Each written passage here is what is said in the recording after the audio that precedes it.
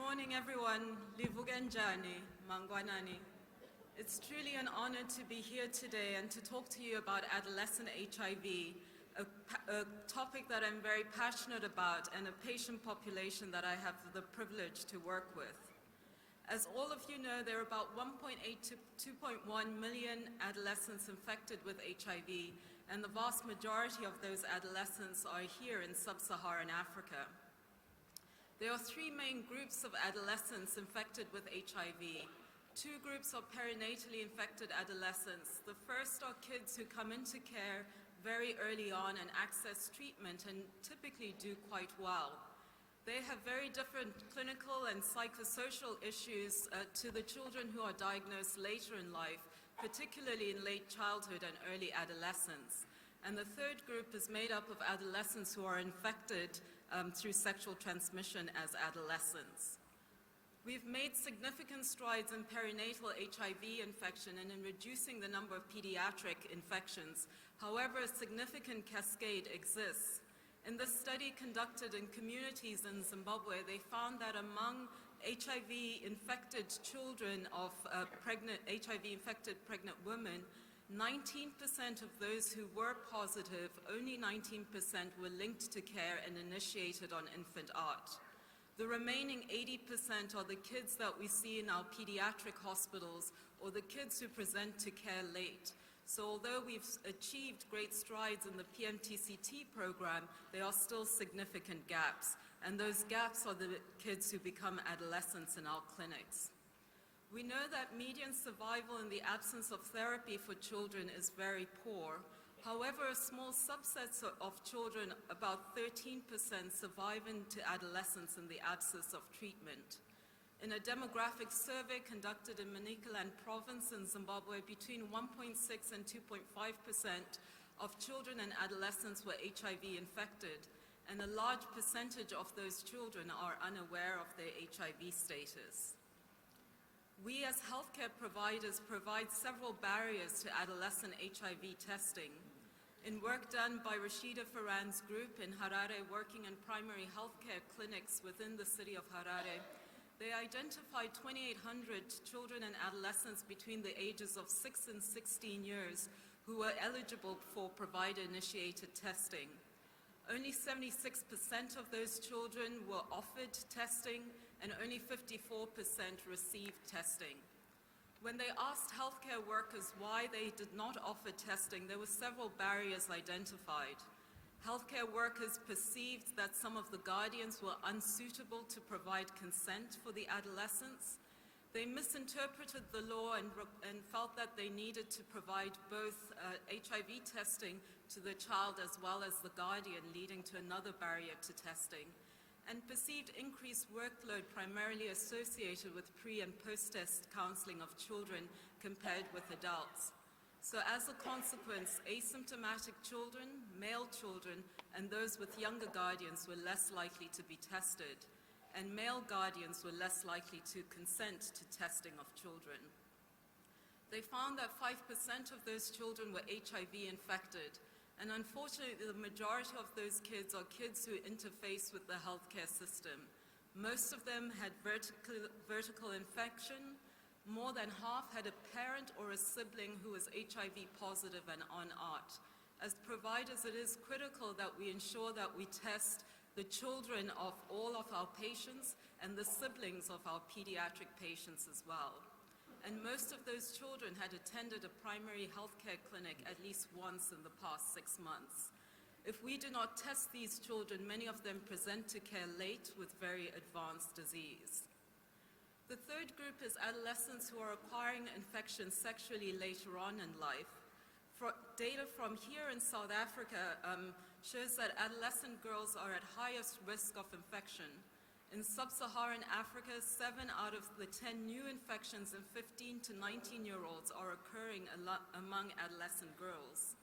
In work done here by the Caprisa team a few years ago, looking at 9th and 10th graders in rural schools in KwaZulu-Natal, they saw a sharp increase in the incidence, the prevalence of HIV infection among adolescents, with 20-year-olds, 1 in 4 20-year-old female adolescents testing HIV positive.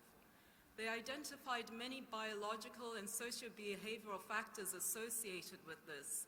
Adolescent girls were more likely to have older partners who were 4 or more years older than they were. HSV2 seroprevalence was higher among adolescent girls, and social factors that made adolescents vulnerable to transactional sex, sex with older partners, placing them at risk, were also evident. So what are the treatment outcomes among HIV-infected adolescents? Unfortunately, we're not doing as well with adolescents in care. This is data from 2012, and AIDS was the #1 leading cause of adolescent deaths in Africa, and the #2 cause globally. The greatest burden of morbidity and mortality is among perinatally infected adolescents. In our healthcare systems, we're failing to retain those adolescents in care. This is data from a large public program in Zimbabwe, and we find very low long-term retention rates, particularly among older adolescents as well as infants. When we looked at virologic failure and drug resistance, we found that between 35 and 40% of our adolescents were not virologically suppressed. This was significantly higher than suppression rates among adults in the same clinic. And yesterday we saw a presentation of similar data from here in South Africa. In many low-income, low-resourced settings, there is very limited access to viral load monitoring, and monitoring is largely clinical and immunologically based. We sequenced viral isolates from some of the children and adolescents failing therapy, and 2 key patterns emerged. About a third of the adolescents had no clinically significant mutations. So many of these kids had essentially stopped taking their drugs, and we could put them back on the current regimens they're on and presumably achieve virologic suppression with appropriate adherence support. However, the majority of the kids did have significant drug resistance, and most had 2 or more clinically significant mutations resulting to resistance to multiple classes of drugs. I think drug resistance among adolescents is going to become a major clinical factor, particularly for those of us providing care to adolescents in programs where we have limited therapeutic options. The last thing I want to touch about are the chronic clinical consequences of HIV infection among adolescents, and this was beautifully reviewed by Elizabeth Lowenthal. All of us who provide care to adolescents know that there is a significant amount of stunting among our adolescents in care. There's a lot of chronic skin disease, both plain and warts related to HPV, molluscum, drug-related toxicities, chronic lung disease, neurocognitive developmental issues, as well as deformative conditions such as early strokes or seronegative arthritis. In addition to the clinical manifestations that are evident, there's a significant amount of mental health issues among our adolescents.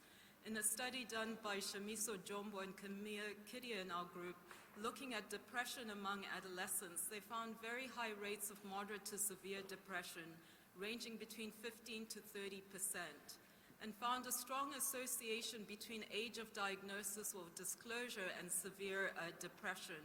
The earlier we are able to test the kids and bring them into care, the better that they do in terms of mental health and depression and stigma.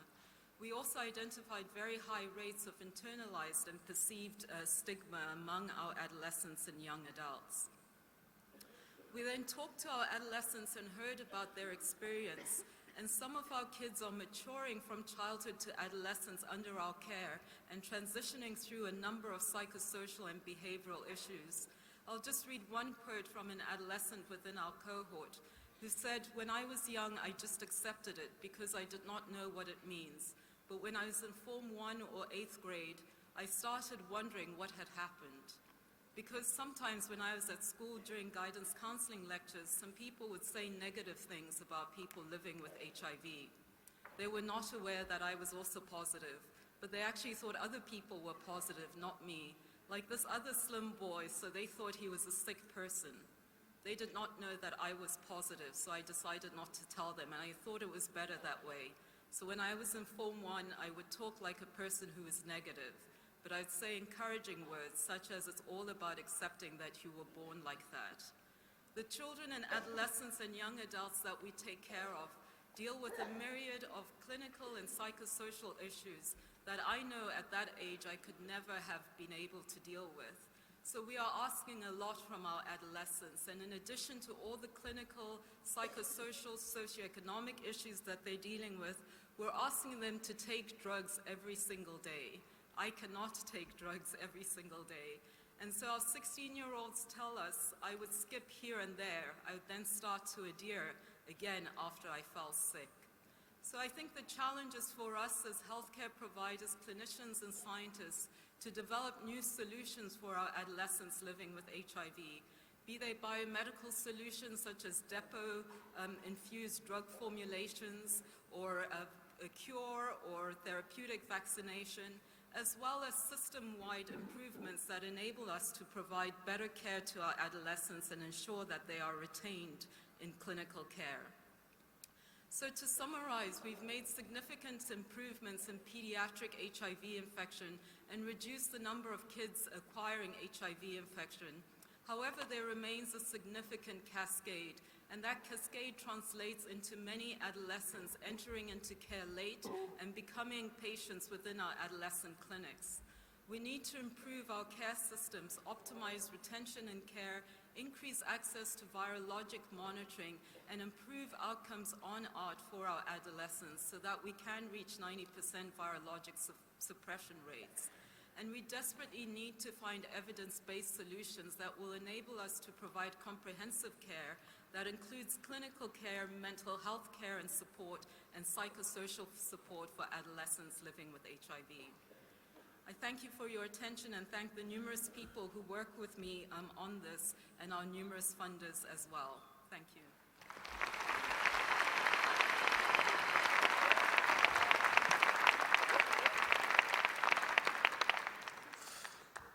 So hello everybody, good morning. All protocol observed. I'm so touched and honored to be here today and particularly to be with so many people that I've had a chance to work with for so many years.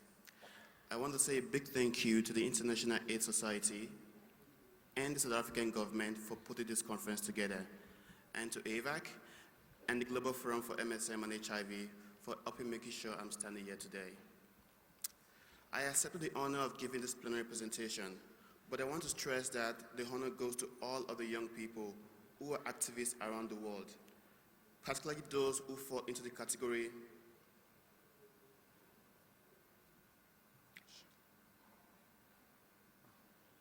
I'm trying to presentation.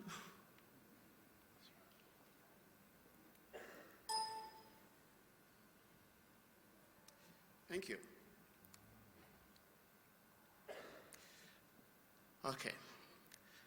Particularly those who fall into the category people like to call key populations: the gay, the lesbian, transgender, and queer activists, the sex workers, and people who inject drugs, and the stateless people who are sometimes, I think, are called key because we face so many locked doors. Around the world, these activists work in places where it is a matter of life and death for them to raise their voice. I thank these comrades, particularly my family of activists from Nigeria and Africa, who give us ideas of how we can move the ball down the field. All of my colleagues at AVAC, MSMGF, and all of the UN agencies, especially WHO and UNAIDS, and within the US government.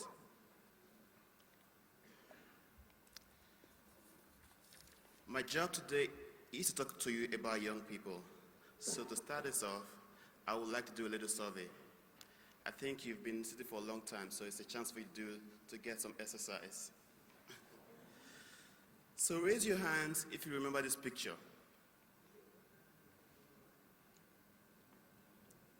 For those of you who don't, this was a picture to promote the Access to Treatment March at the 2008 conference. Now you can put your hands down. I can't see many people. Now raise your hands again if you were 5 years old or younger in 2000. Oh. See how many hands are up right now. Chances are there are more people in the room who were in the first Durban AIDS conference than there were people who were born that year, or about that age of the child holding this poster. Hands down, please. Now, for the last time, raise your hands if you know who this child is. Well, I'll see you later, Chris. Seems you don't know the child. Without knowing this child's name and with great prayers that he or she is still alive today, I want to bring the reality of this child and all others into this room.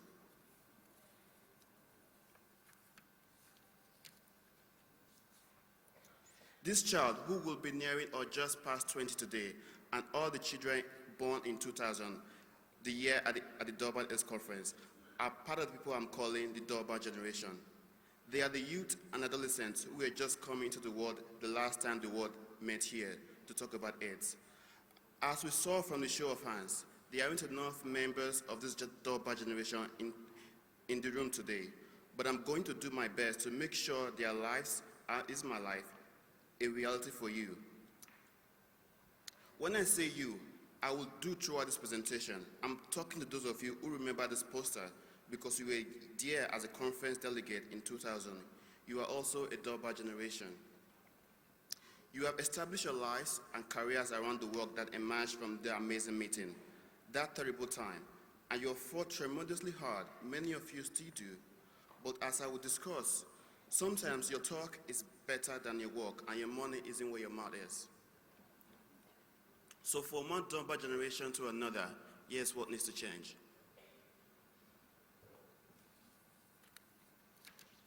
We need to recognize that there are more adolescents and young people worldwide than there were 10 or 20 years ago. This is what people call the youth bulge. And it means a lot of things. It means energy, activism, new relationships to social media, sexual identity, and political organizing. It means a lot of people who are on or underemployed and growing impatient with structural violence that keeps the economy shackled and jobs out of reach. But that's a topic for another day. In the HIV world, the youth bulge means that even if the world keeps on doing what it is doing right now in terms of HIV prevention, the absolute numbers of newly diagnosed individuals will soar. This isn't a worst-case prediction, it's a fact, because the epidemic is at its worst in today's Durban generation. That's true the world over. Today's young generation of 16-year-olds is in as much danger of acquiring HIV as it would have been back in 2000. The risk is not equal across young people. There are specific groups who are at enormous risk. The epidemic is raging in young gay men like me, along with trans sisters and brothers. I wish I could show you statistics, detailed statistics on this for every country in the world, and especially for those in Africa. But these do not exist, for reasons I will discuss later.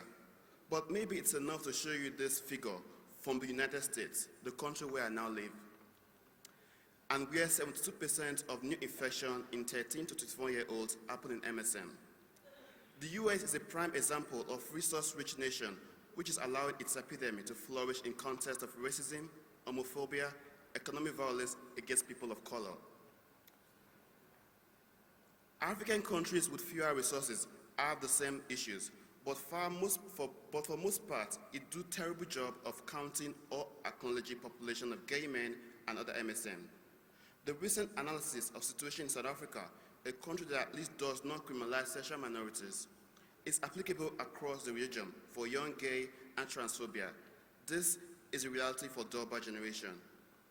We are also feeling the women and girls of the Durban generation. Young women aged 15 to 24 are 11% of the world population, but 20% of new HIV infection happen in this group. That's today in 2016.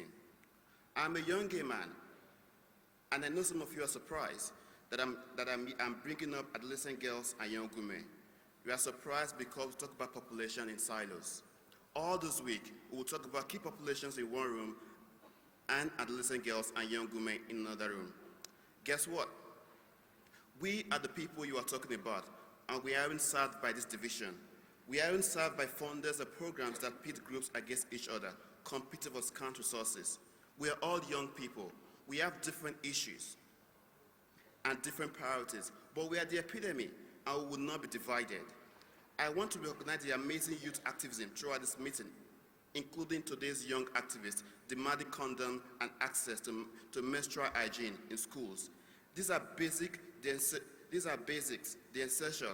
Let's not fail our today's young people.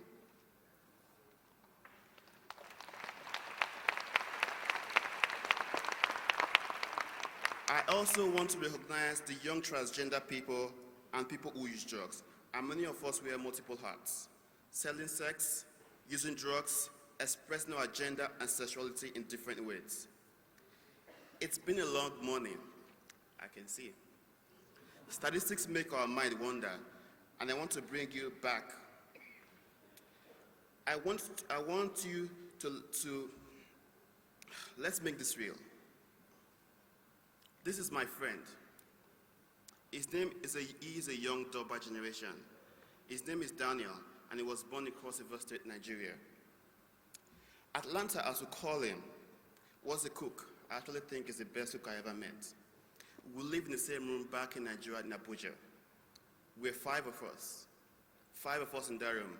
We all live with HIV, between the ages of 18, and the oldest of us was 22. Living as a gay man with HIV in a country like Nigeria without a job or a means of survival can actually be a death sentence. You have to survive, even as you face discrimination from both family and public.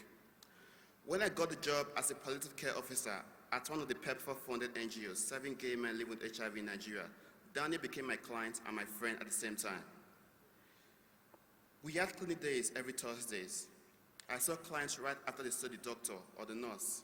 I actually felt my position was the best one because they get to tell me what they can't tell the doctor or what they can't tell the nurse. Daniel came to my office one of those days. After he had seen the doctor, he told me, "Michael, I just lost my job." And his job means a lot to him because that's the only way he can survive and eat in a country like Nigeria. I didn't know what to tell him, but I told him, "Well, I hope you will be fine." Even me saying that, I didn't actually mean it. Daniel could not take his medication, but I was scared. I'd ask him, "Please, can you promise me that you'll find a way to take your medication?" That was the last time I saw Daniel before I went to the AIDS conference in 2012 in DC. Daniel died a few months ago. Now you know him. These are people like this everywhere. But guess what? We are also nowhere. We are not to your data. The young Durban generation is coming of age in a world where governments still get away with national reports that don't break out people's size by gender or by key population status. Where estimates of the size of key population group like MSM are based on surveys that are often small and inadequate and that lead to implausible results. Tiny figures that don't tell the story of the size and priorities and voices of the community. But we're not just missing data, we are missing in this room and many other rooms like this, where power just lives.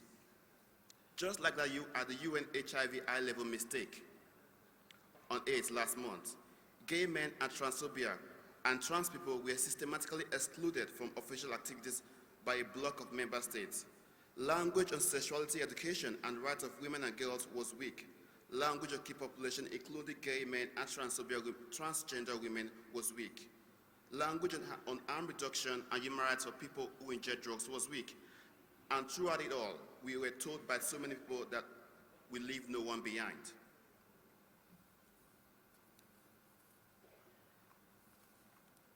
This is a picture of an important publication being held by important people who I work with and respect, who say all the same time that no one will be left behind. Here's the truth, we are left behind. The report in this picture with its data on new infection, risk in gay men and young women and sex workers and people who inject drugs, it tells us so, and it's not to smile about. People who talk about leaving no one behind ask people like me to be polite, to stay calm, to voice my griefs with respect, while my brothers and sisters are dying and be sent to jail. Our bodies are seen as abomination or be deserving of HIV, and you still want to know the source of my rage. I cannot decorate this pain for you. I cannot make a beautiful homage. And I cannot invoke hope and prayers. I cannot smile. I need to see action now. Today, that comes out of the pages of documents and into programs built by and for the people in the front line: gay men, transgender women, people who ingest drugs, sex workers, young people, and people who live with HIV, and adolescent girls and young women. This action has a price. We cannot accept the donor retreat from HIV today. Every member of the Durban Generation has specific needs, including young people who were born with HIV, who are the first generation to come of age in the context of global ART access, and who are underrepresented and underserved. I want to detail the needs of the group, but I can't tell you this. 1, we all need a bolder, more evidence-driven global response to HIV that isn't fearful of openly acknowledging people's sexual health needs, their human rights, and their animals' diversity. There need to be funding with consequences for countries that claim to serve young people and don't do so in alignment with the shelves of documents detailing the right things to do. We know how to save money, move money to NGO partners when government don't comply. Let not use the excuse of country ownership as a result to leave the Durban Generation behind. Prevention needs to be reality, based on evidence and based on available everywhere. Strategies include that work, including PrEP, but also peer-based support network interventions to build social and financial capital. Stigma.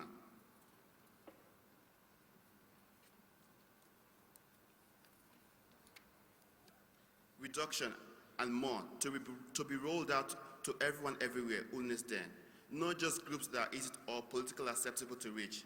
The world is in love with data right now, so why are the data on prevention so poor?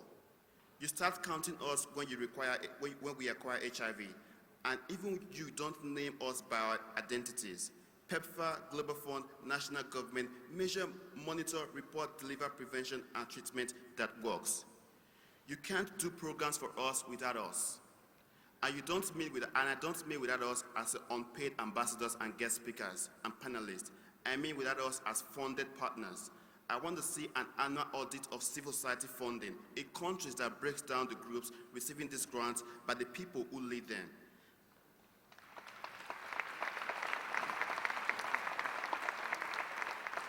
The people they serve and types of services that they provide. I want to see funding for activism and advocacy as well as services delivery.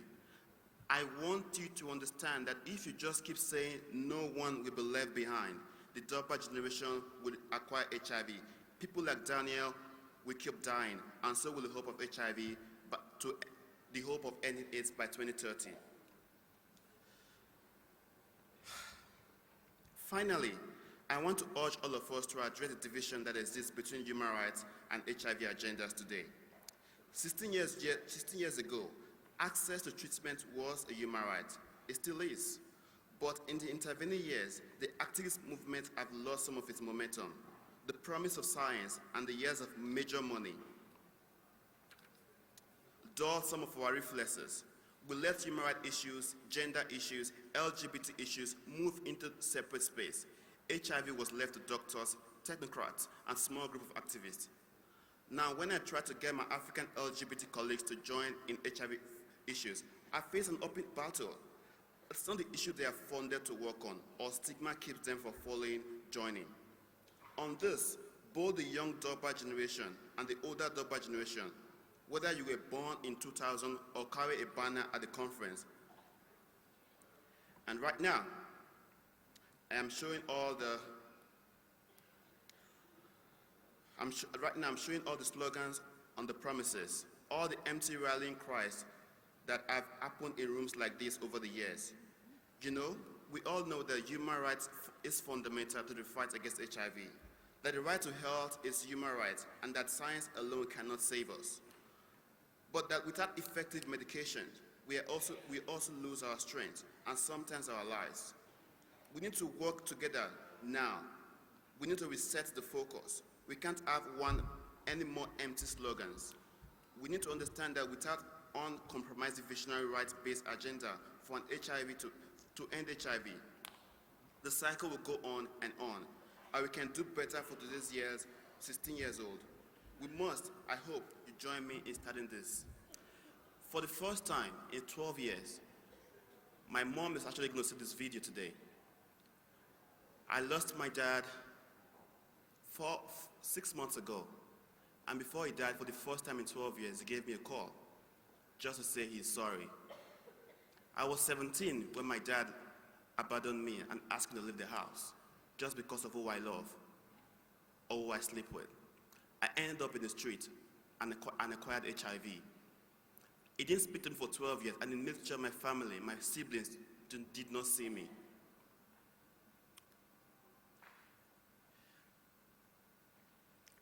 Daniel became my friend. He was my family. So are many of people who are in this room today, who are from Nigeria, who I've worked with. People of ICA, some of them who are in this room. And I want to tell you, there's something you can do today to stop the cycle. We have something that will work. We have something that could have prevented me from acquiring HIV if I had that option then, and it is PrEP. We know it works. We know that if you take it daily, it can help you. If I had the option then, maybe I wouldn't have been HIV positive.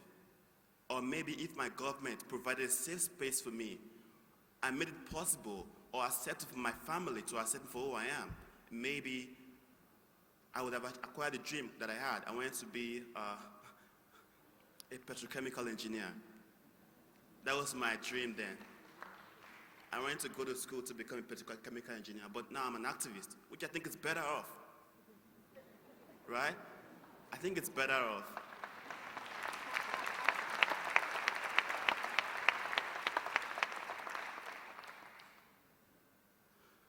My dad called me and said he's sorry, that he wished he had an option, but the society did not give him an option. How could he say and how let a gay son live in his house? The same went for Daniel. Daniel was sick. He went back to his village and he was allowed to die at home. They denied him access to services. We can do better, and we should do better.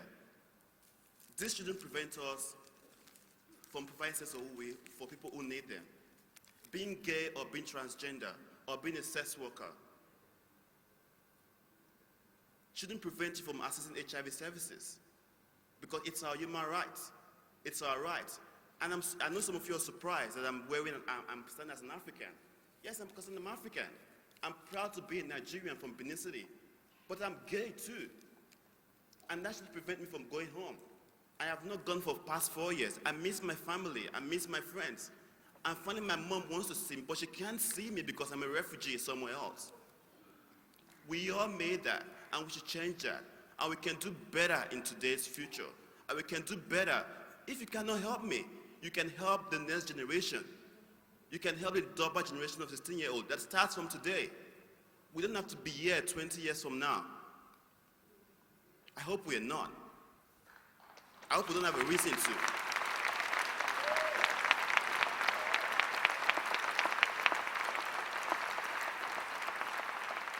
And I hope that our human rights will be respected. Thank you.